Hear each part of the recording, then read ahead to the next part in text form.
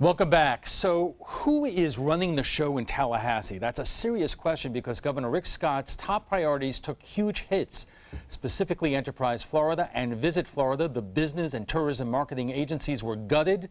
So were other priorities like spending on higher education and the $200 million repair to the Herbert Hoover Dike. Meanwhile, House Speaker Richard Corcoran was described today by FloridaPolitics.com as the master of the House.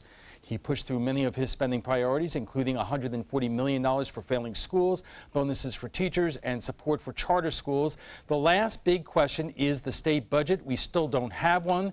There is an $82.4 billion spending plan negotiated in secret. Lawmakers are expected to pass it. The question is whether Governor Rick Scott will sign it. And joining us for more on the end of the session is Shirley Brown, a member of the Sarasota County School Board, Representative Joe Gruters of Sarasota, and Zach Anderson, politics editor for the Herald Tribune. Thank you all for being here. And Joe, I guess the first question is, are you going to vote for that budget? Break some news. It is a tough budget, but I may end up voting the same way I did at the beginning of the session. That's with the governor, and that's probably against the budget. And the reason why I probably will end up voting that way when that comes up either later tonight or tomorrow is the fact that it guts Enterprise Florida and Visit Florida funding. And at the end of the day, it's all about jobs and where do we want to take our state, and do we want to give the opportunities to Florida families moving forward. And I think that we have to use every tool that's available. Sunshine and low taxes isn't enough. Think about how our economy is dominated by tourism. You don't see products like Coke and Chick-fil-A stop marketing. We got to continue the focus, spend the money, and we got to create more jobs. Play this out for just a moment. You vote no, but as we've been reporting, it appears that the budget will pass, but then the governor can veto it, and you're going to be right back at it over the summer, I would imagine. Well, at the end of the day, like I said, I believe the governor has it right. He's been laser focused on jobs. It's jobs, jobs, jobs. It's what can we do to help Florida families get ahead and get higher paying jobs. And I think what we have to do is continue to create opportunities where we could bring in specific target industries, where we could help out existing Florida companies, where we can continue to grow the space industry and some of these other areas. We've seen huge benefits here. Just look at Failed Entertainment in Palmetto, where they've created, I think, over 425 jobs, paying all over $85,000 a year. Economic development is a win for everyone. And that's why, at the end of the day, that's why I probably will vote against the budget. But that's why I think the governor has every right to veto this, because we have to focus on what's important for all Floridians. But, Zach, obviously Speaker Corcoran thinks otherwise. He thinks it's corporate welfare, picking winners or losers. Explain this to me. You have a Republican governor, a Republican Senate and House. Why, year after year, is there so much infighting and dissension? Well, obviously, just because you have total control of state government doesn't mean that there's total agreement on all of these ideological issues. You saw it with Donald Trump, where he ran against the Republican establishment, and he really called out corporate welfare, crony capitalism. This is an issue that really crosses party lines, and Speaker Corcoran has really latched onto it, and he's gone after incentives with a vengeance. And the governor has really billed himself as the jobs governor, and this is really central to his identity. The fact that Corcoran is not giving him any money for incentives has really incensed the governor, and he's come, and it's remarkable to see him campaigning against local Republican lawmakers. He comes to Sarasota and he calls out local Republicans like Jim Boyd and Julio Gonzalez, who are pretty loyal conservative Republicans, for not approving these economic incentives. So it's a fascinating debate within the Republican Party. But it's interesting to me that he says it's corporate welfare when, in fact, he's supporting corporate welfare, but it's for corporate charter schools and corporate private schools. There was a definite a clash between supporting businesses and supporting these private schools and the Florida Tax Credit Scholarship. Legislators promised they would be addressing the sales tax on corporate leases. We're the only state that taxes corporate leases, but that is the funding source for the Florida Tax Credit Scholarship. Shirley, and they won't give that a credit. They reduced it 2%, but they're putting it back up because the money pays for their corporate scholarships. We have just about 30 seconds left here, but Shirley, what do you see in terms of the education funding? Well, they gave $1,200 per student increase for the corporate scholarships. They cut $27 per student on the base student allocation for public schools. All right, we will pick it up, but we have to take a break. We are just getting started on this conversation, and we will continue right after we check on our weather. Welcome back. If you're just joining us, we are discussing the end of Florida's regular legislative session. Our guests tonight are Shirley Brown of the Sarasota County School Board, Representative Joe Gruters of Sarasota, and Zach Anderson of the Herald Tribune. I'm trying to get to a sense of the dysfunction. Florida voters vote by over 70% to legalize medical marijuana. You guys can't figure out the rules. Why? Well, I'll tell you, I was one of 9 votes. I think one of 4 Republicans that voted no on the bill. I think where we went wrong was, listen, 71% of the voters in Florida voted for medical marijuana. I think they should flip the system. Right now, there's 7 licenses, and those licensee holders could all have unlimited distribution centers. Where I think we should flip it and basically say, listen, these are the requirements to grow it, to sell it, and let as many companies as we can in order to create a situation to where we could bring an affordable, safe product to the market for people who are suffering. This is not recreational drug use. This is for patients who are suffering, and I think that the Florida legislature dropped the ball. Now there's no laws. The Department of Health is going to create the bills, essentially bypassing what we're supposed to be doing. What's the play here, Zach? Well, I think the biggest issue is this is going to be a billion-dollar industry in Florida, and there was a lot of businesses that wanted to get involved in it. And so you had the Senate that was more open to expanding the market beyond these 7 growers who got a monopoly based on a low potency version of medical marijuana that passed in 2014.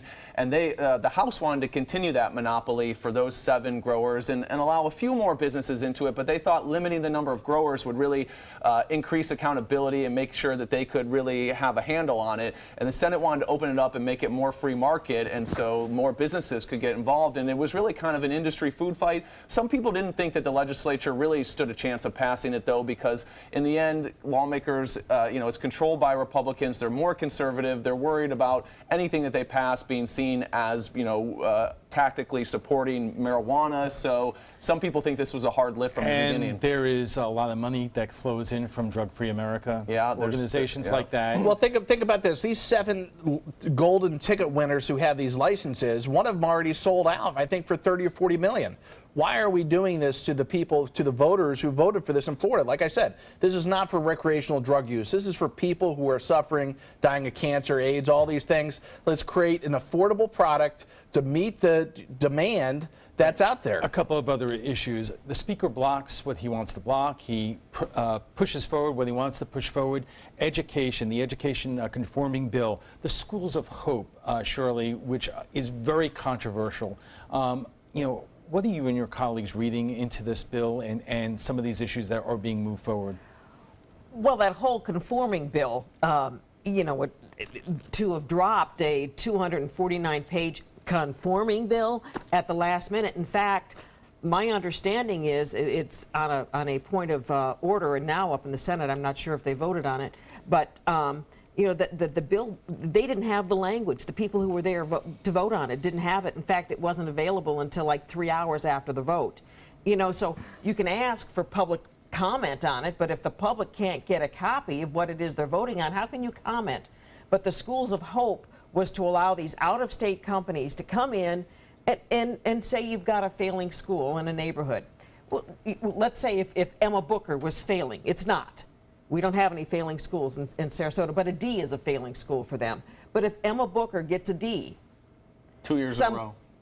I think it's 1 year now. They can come in. A company from out of state can come in and take over. They don't have to take over that school. They can build a school within 5 miles of that school and take in students and get extra funding. And of course, the concern is you're taking money away from the public schools. $2,000. The problem is that there are worthy things in that bill, like pay raises for teachers, but then you have those poison pills that people won't go for. Well, the pay raise for teachers, $1,200 for a highly effective teacher, $800, well, it's up to, we'll see how much money they really put away, and up to $800 for an effective teacher. Well, that causes some infighting within, like the teachers versus the principal. Why didn't you give me an effective, and all of that. But then to not give us that base student allocation where we need that money to operate. I mean, it doesn't cost us less money to operate this year than it did last year.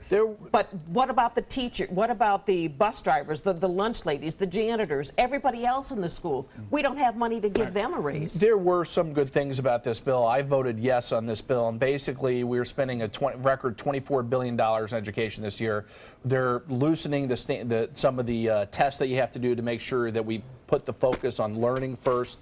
We're giving raises and bonuses to some teachers. And basically, this bill may not be perfect, but if you're for education moving the state forward, I think this is a good bill, and that's why I voted yes. If you're opposed to charter schools, not so much, though. Let's get to But there was $241 million for new funding. And it's failure factories. Let's get to something that fail consistently. Let's get to something a little less controversial. Guns. Our friend Senator Stubbe filed a whole bunch of gun bills. Only one really made it anywhere, and that is revising the Stand Your Ground law. And that wasn't a Stubbe bill. That was somebody else's bill, actually.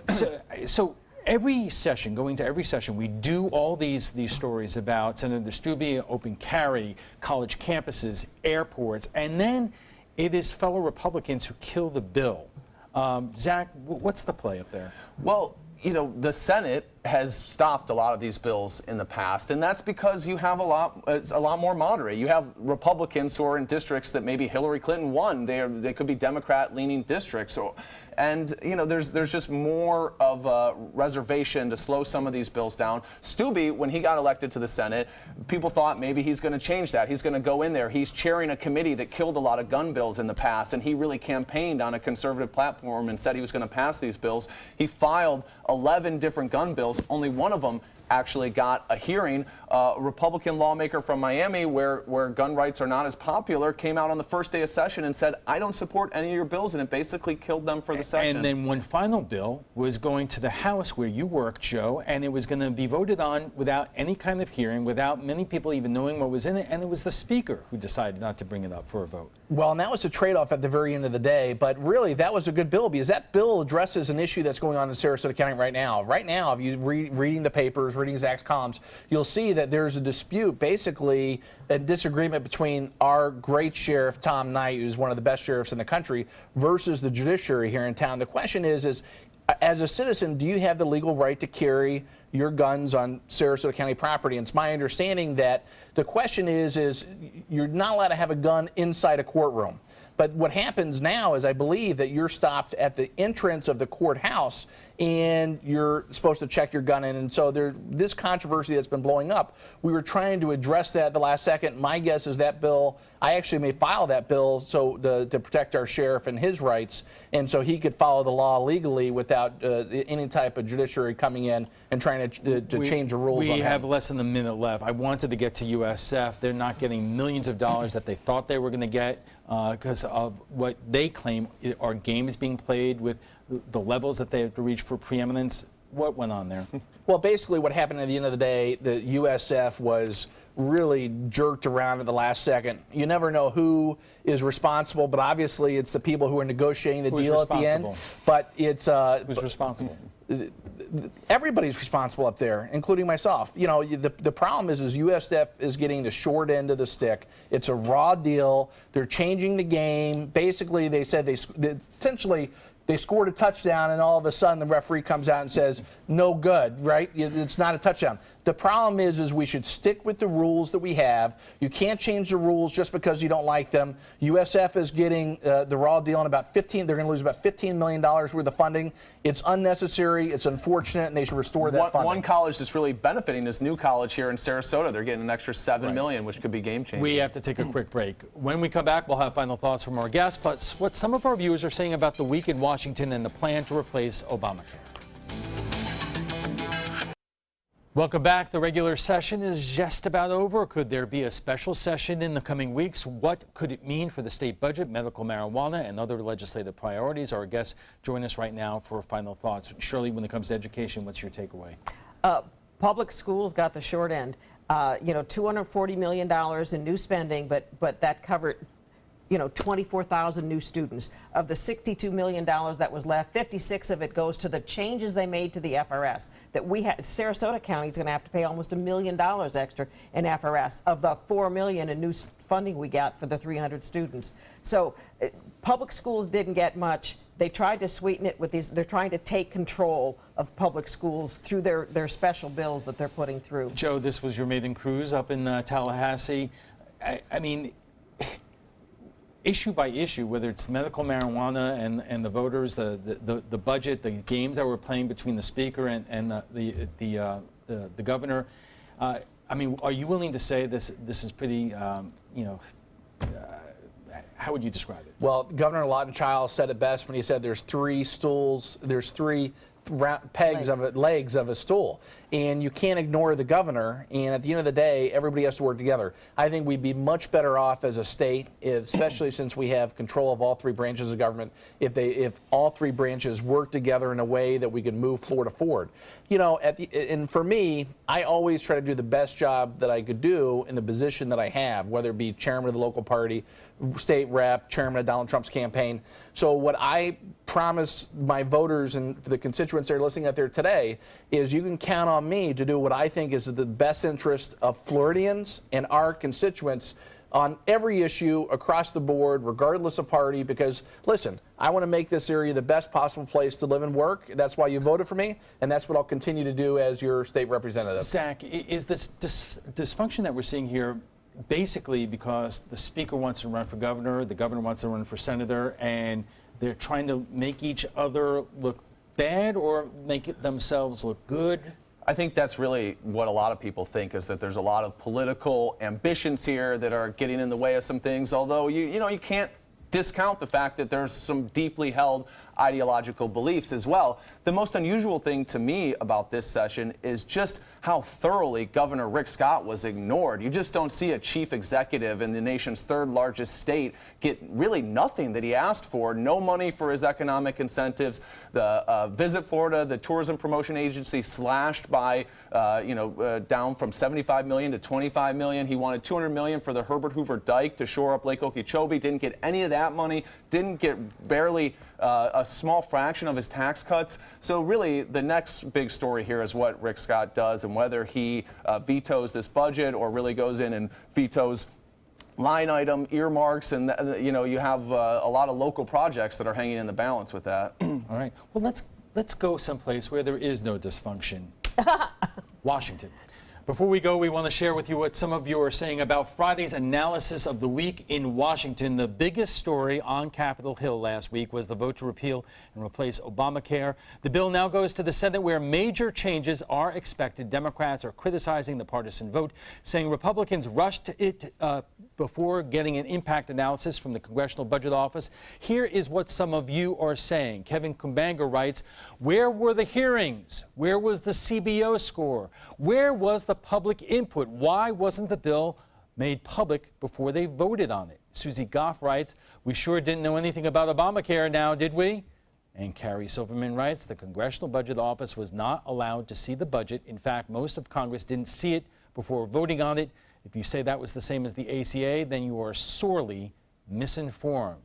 Well, let us know what you think about Florida's legislative session. Join the conversation by visiting our Facebook page at facebook.com/news@7. And want to watch past Roundtable discussions? They're available on Apple TV, Amazon Fire, and Roku. Thanks to our guests for being here tonight. Shirley Brown is a member of the Sarasota County School Board. Joe Gruters represents Sarasota at the Florida State House. And Zach Anderson is the politics editor for the Herald Tribune.